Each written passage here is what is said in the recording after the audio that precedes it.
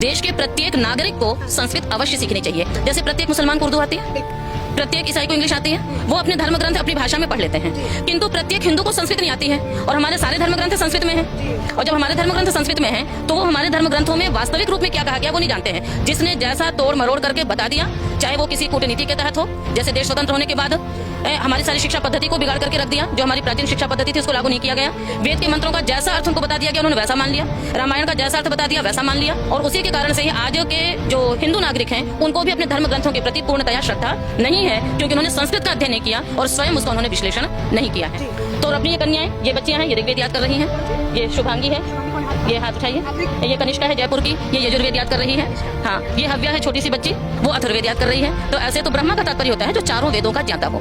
और ब्रह्मा एक पद होता है जो यज्ञ में बहुत ही सम्मानित पद होता है, और हम लोग उस ब्रह्मा पद को हम लोग भी सुशोभित करते हैं। तो वेद में स्त्री ही ब्रह्मा बभूविथ कहा गया कि स्त्री ब्रह्मा बन सकती है। अच्छा, ये मुझे एक और बात समझनी है कि इस गुरुकुल का नाम है पाणिनि कन्या विद्यालय। पाणिनि महर्षि पाणिनि का क्या मतलब योगदान रहा, क्या कुछ है वो मुझे थोड़ा। हमारे प्राचीन जितना भी विज्ञान था वो वेदों के माध्यम से संस्कृत भाषा में ही प्राप्त हुआ है। और उस संस्कृत भाषा का जो व्याकरण है कि इस शब्द का ये अर्थ क्यों होता है, इस मंत्र का ये अर्थ क्यों होता है, इसको बताने के लिए जिस व्याकरण की परिकल्पना की गई है वो है पाणिनि व्याकरण।